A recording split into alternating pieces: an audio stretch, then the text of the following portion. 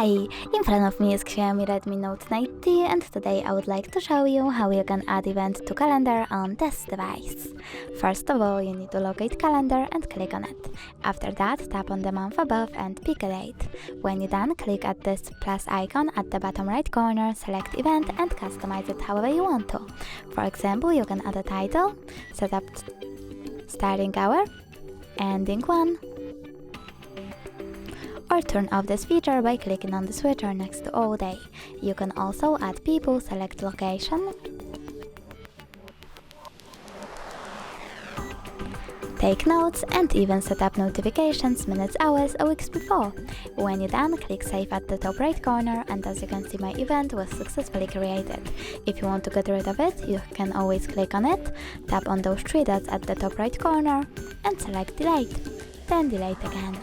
Thanks so much for watching. If you enjoyed this video, leave a like, comment and subscribe.